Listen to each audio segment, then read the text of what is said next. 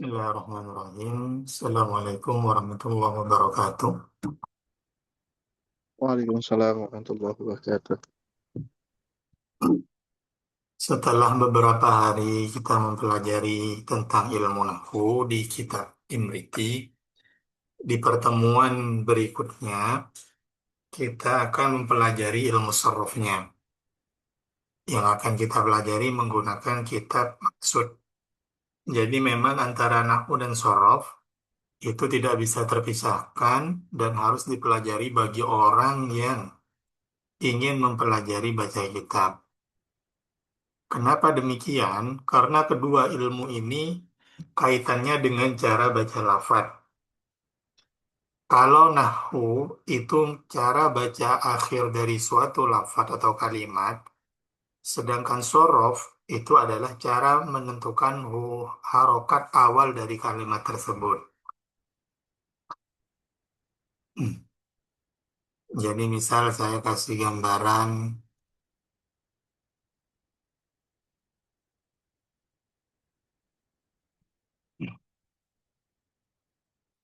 ketika ada lafaz bahasa Arab,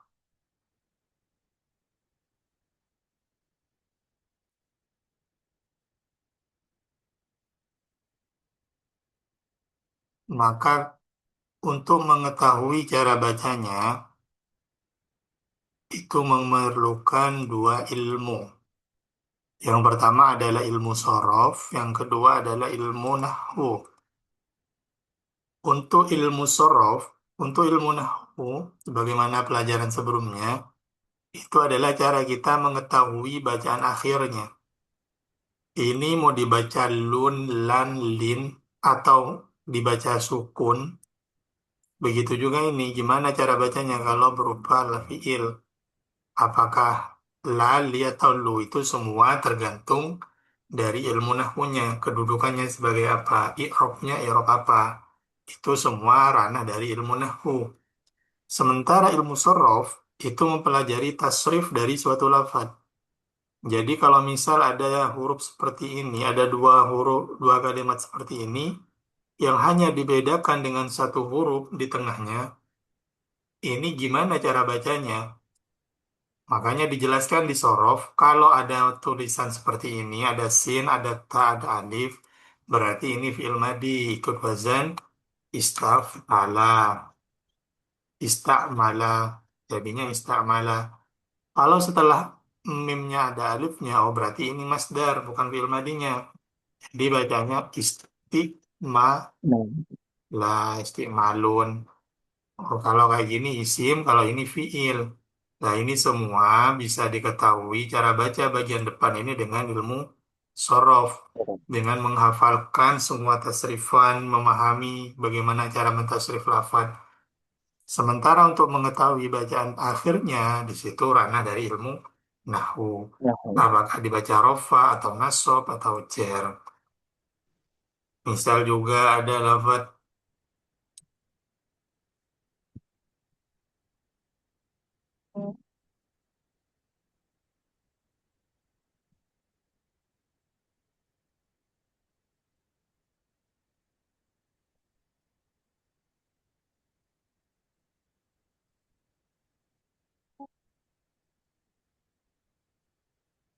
ini mau dibaca apa? Seperti ini.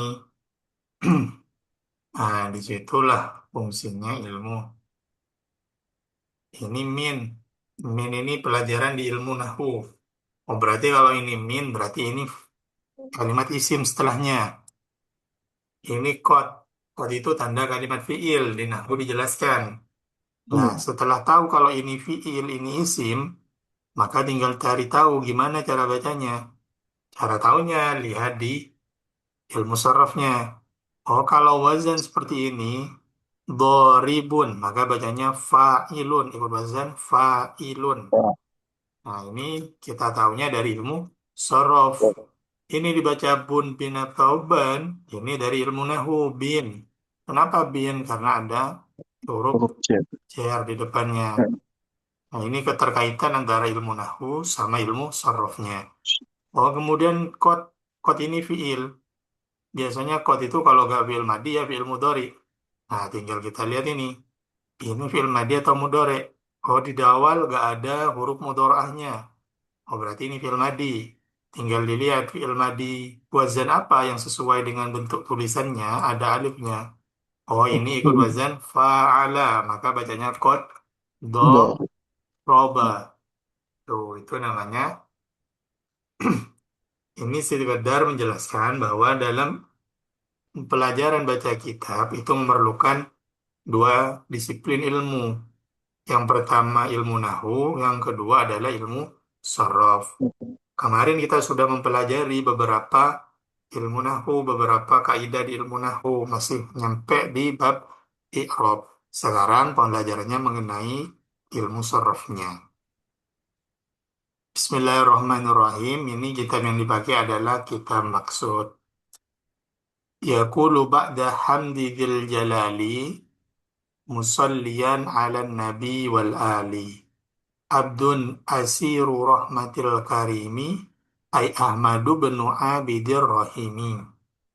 Syekh Ahmad bin Abdul Rahim, seorang hamba yang menjadi tawanan rahmat Allah, setelah memuji kepada Allah seraya membaca sholawat kepada Nabi.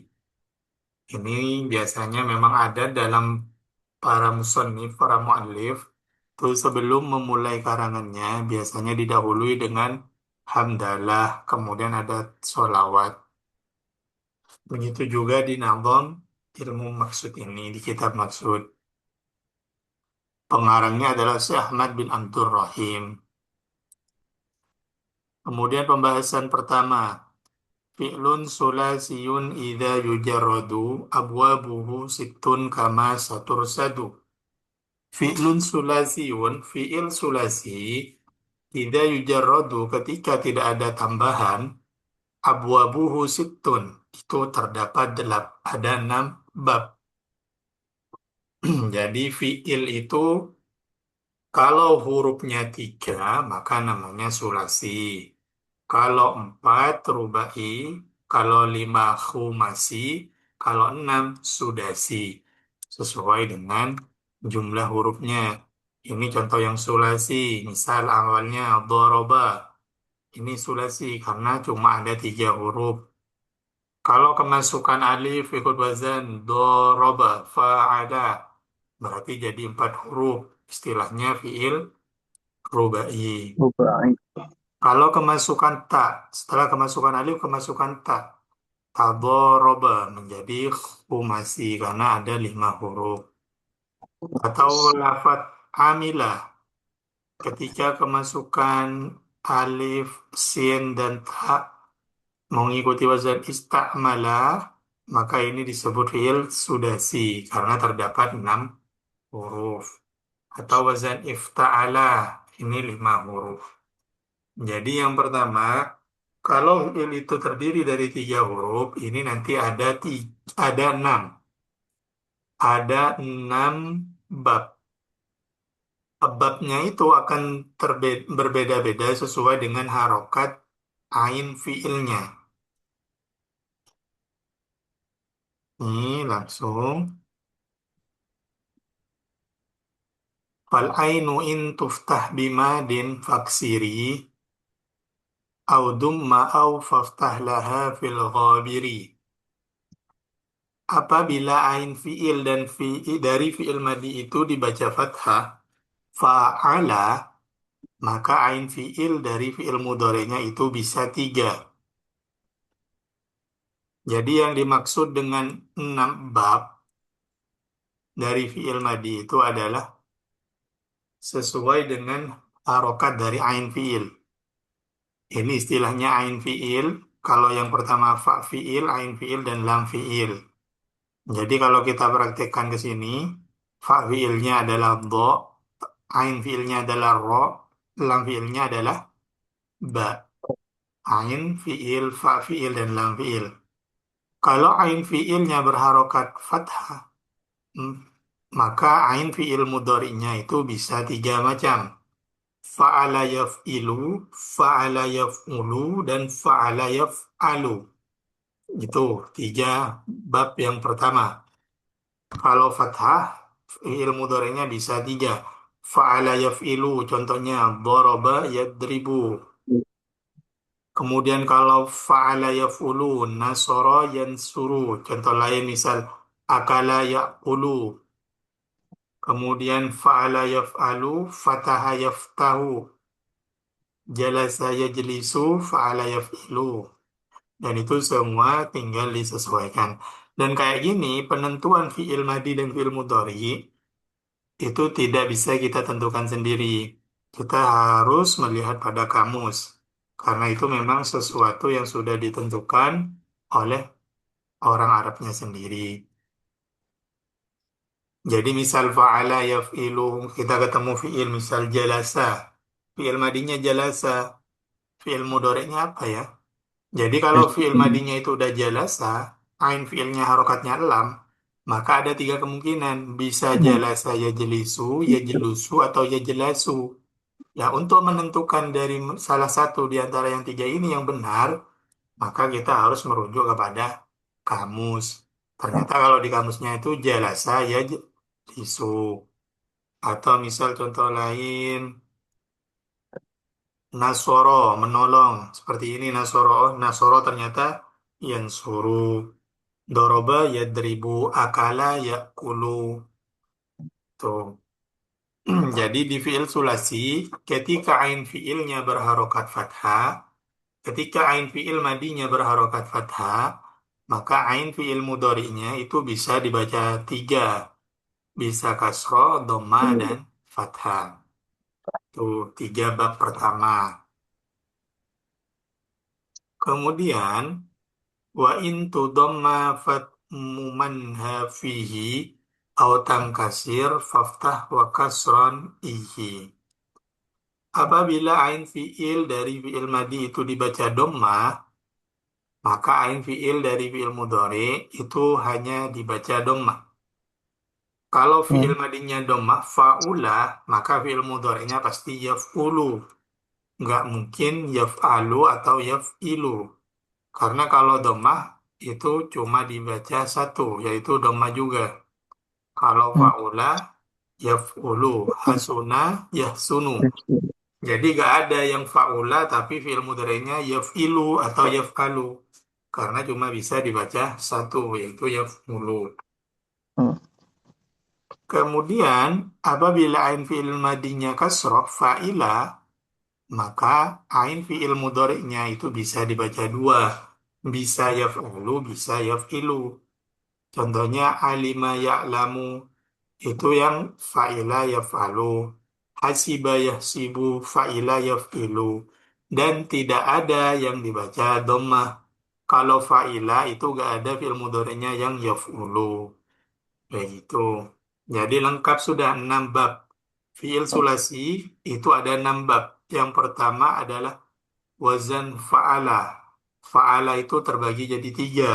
Fa'ala yaf'alu, fa'ala yaf'ilu, dan fa'ala yaf'ulu. Itu yang fa'ala. Kemudian ada fa'ila. Fa'ila itu bagi dua. Fa'ila yaf'ilu, fa'ila yaf'alu. Nggak ada fa'ila yaf'ulu. Yang terakhir wazan fa'ula. Yang mana cuma berharokat dhammah. Yaitu fa'ula yaf'ulu. Ini wazan-wazan dari fi'il sulasi mujarrad. Sampai sini ada yang mau ditanyakan dulu? Cukup jelas Ustaz. Hanya memang perlu diulang, nanti saya belum hafal ini urutan. Tapi secara konsep sudah hafal gitu dan nangkep. Baik.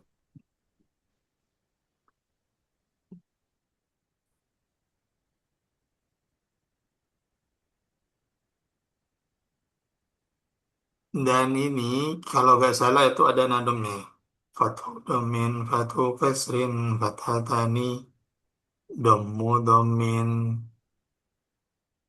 kasru fathin, kasrotani. Nah, itu nadomnya.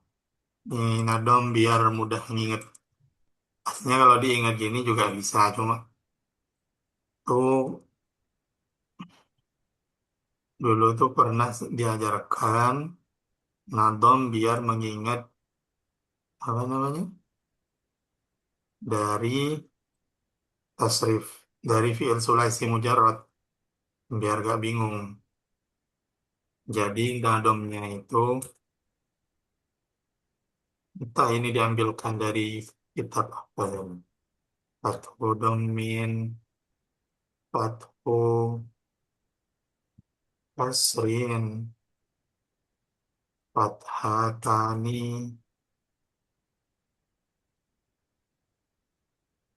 Hmm. terus domu domin, kasru fathin,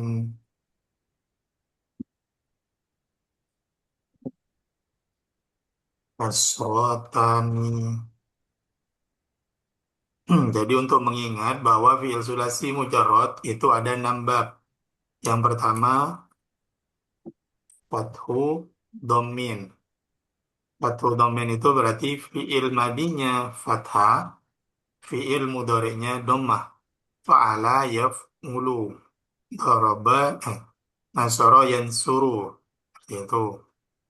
Fi'il madi fathah, fi'il mudhari' dhammah. Kemudian yang kedua ada fathu kasrin. Berarti fi'il madi fathah, fi'il mudhari' As- kasra. Contohnya apa? Doroba yadribu. Yang terakhir, yang ketiga fathatani. Berarti fi'il madi fathah, fi'il mudhari' fathah. Contohnya tadi fathaha ya tahu. Tahu. Kemudian domu domin. Berarti kalau domu domin itu domma fi'il madi, fi'il mudhari'nya juga domma. Kena. Asuna ya sunu. Kemudian kasru fathin, fi'il madinya kasroh, fi'il mudhari'nya fi'il madinya kasroh, fi'il mudhari'nya fathah. Alima ya lamu. Iya. Yang terakhir kasroh tani. Fi'il madi dan fi'il mudhari' fi'ilnya dibaca kasroh. Hmm. Seperti contoh hasiba ya sibu ini. Jadi fi'il sulasi itu ada tiga, ada 6 bab. Kemudian fi'il sulasi itu akan berubah menjadi rubai, khumasi, sudasi, dan seterusnya ketika ada beberapa tambahan. Ketika kemasukan tambahan. Hmm.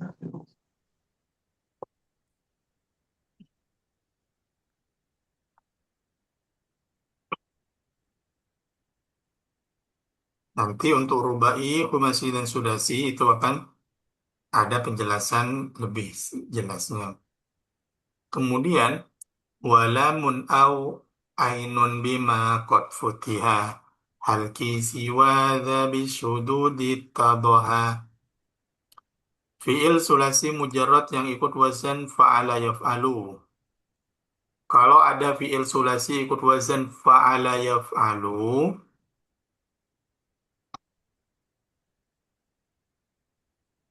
maka ke ain fi'il atau ulam fi'ilnya harus berupa salah satu dari huruf halki. Ini kaidah. Kaidah seperti ini itu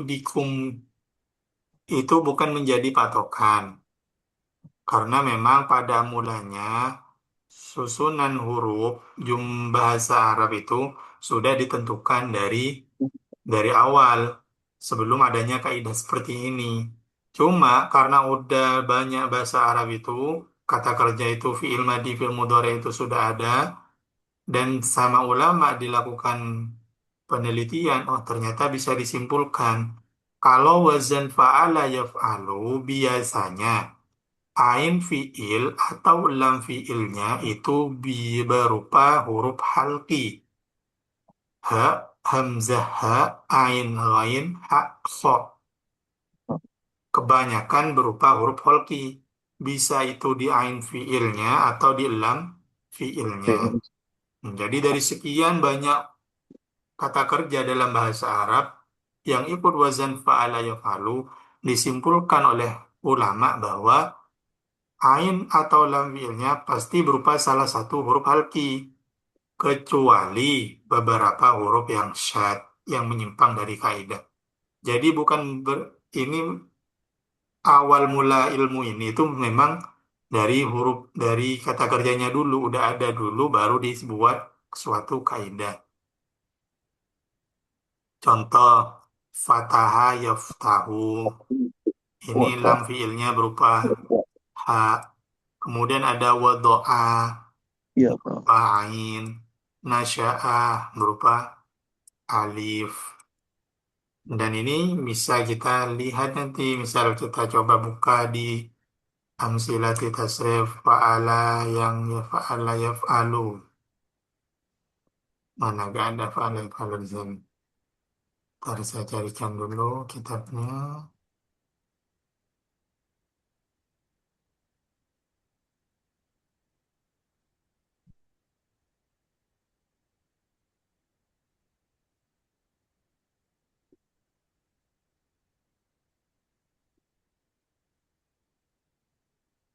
Jadi di wazan fa'ala yaf'alu itu kebanyakan berupa huruf halki. Entah itu ain fi'il atau lam fi'ilnya. Misal kita coba cek di kitab Amsilatul Tasrif. Ini kitab andalan kalau belajar tasrif sorof. Nih, di wazan fa'ala yaf'alu, barusan dijelaskan setiap wazan fa'ala yaf'alu, maka ain atau lam fi'ilnya itu berupa huruf halki. Kecuali memang isim-isim yang tidak memenuhi ketentuan. Contoh Fatah yaftahu ini ha. Kemudian ada wado'a ini lam fiilnya berupa ain. Yafa'a juga ain. Na'a na'ayan na'yan ini lam fi ain fiilnya berupa hamzah. Nasya'a kemudian ro'a. Jadi ketentuan barusan itu bisa kita cek semua. Misal kita iseng cari di kamus apa aja yang berwazan fa'ala yaf'alu. Jika ada yang tidak mengikuti wazan ini, tidak mengikuti ketentuan ini, maka berarti itu masuk bagian yang jarang.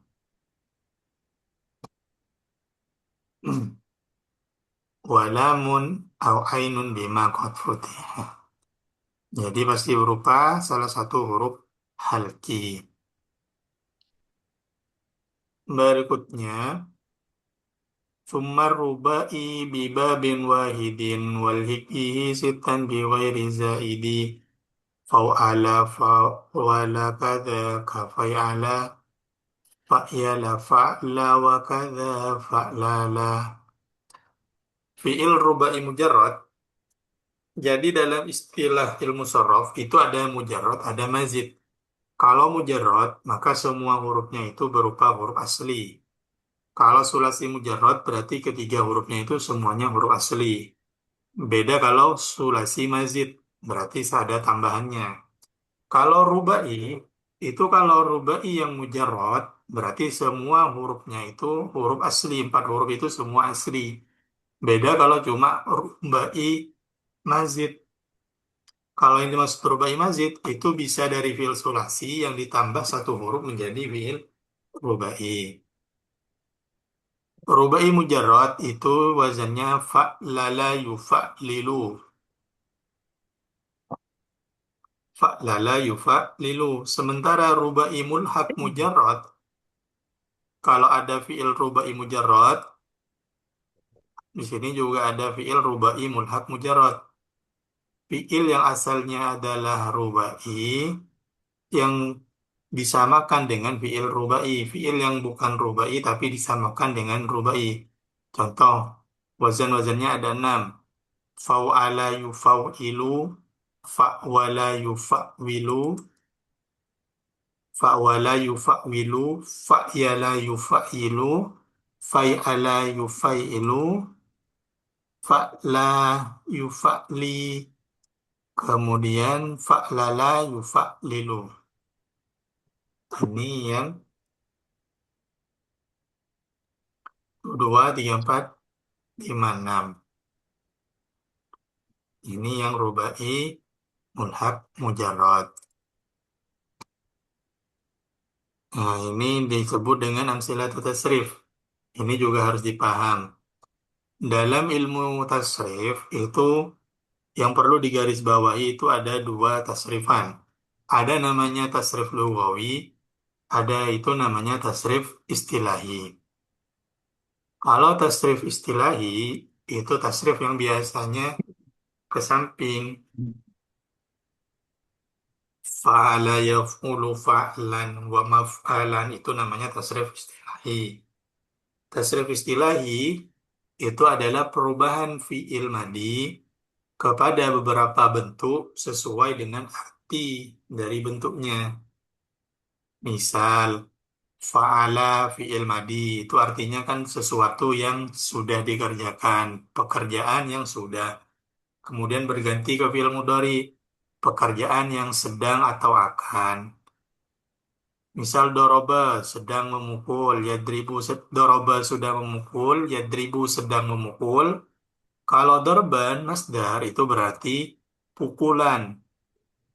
Jadi kalau misal alima mengetahui ilman itu ilmunya. Jalasa itu duduk, julusan itu duduk. Kata masdarnya. Kemudian setelah masdar ada masdar ghairu mim. Fahuwa dharibun. Ini ganti ke isim fa'il. Kalau isim fa'il berarti orang yang. Kalau dharibun berarti orang yang memukul. Lalu ada madrubun, isim maf'ul. Artinya orang yang dipukul. Itu perubahan-perubahan dari tasrif istilahi. Lalu fi'il amar idrib artinya pukullah la tadrib jangan pukul. Madribun itu isim zaman makan. Bisa berarti tempat pemukulan atau waktu pemukulan. Sementara yang terakhir midrobun itu artinya adalah alat yang digunakan untuk memukul. Jadi yang namanya tasrif lughau istilahi itu perubahan suatu kata dengan Yuk, mengikuti yuk. apa arti dari Terus cari masing-masing. tengah apa speaker tidak masuk? Beda dengan tasrif lugawi. Kalau tasrif lugawi nanti di belakang ada tasrifan yang ke bawah biasanya. Contohnya fa'al, fa'ala, fa'ala, Tidak fa'alu, masuk. fa'alat, Ini rumah fa'alata, begini. fa'alna. Itu namanya tasrif lugawi. Kalau itu tasrifan sesuai dengan pelakunya. Entah itu satu, dua, atau tiga orang, laki-laki atau perempuan, bisa mutajoib atau Ini muhtal. lah, tidak berubah. Kemarin baca. Ini Baca. alimah, ini contoh-contoh wazan. Fa'ala yaf'ulu, kemudian fa'ila yaf'ilu, hasiba yasibu, wa miqa yamiqu. Ini yang rubai mujarrad. Fa'lala yufa'lilu, fa'lalatan wa fi'lalan. Jadi kalau kita sudah hafal ini, untuk yang ketika sudah hafal tasrifan, maka kita bisa menyamakan ketika menemukan lafaz yang serupa. Contohnya, dakhraja. Jadi kita buat fi'il mudhari'nya dakhraja yudakhriju dakhrajatan dengan menyamakan dengan wazan di atasnya. Tuh, itu gunanya dari tasrifan. Adalla yudillu yudlil.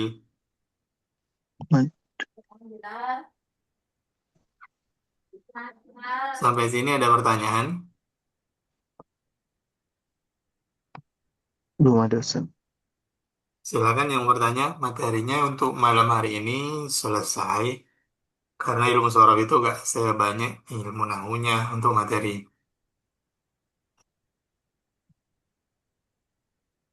Silakan yang bertanya baik di sorof atau nahunya gak apa-apa.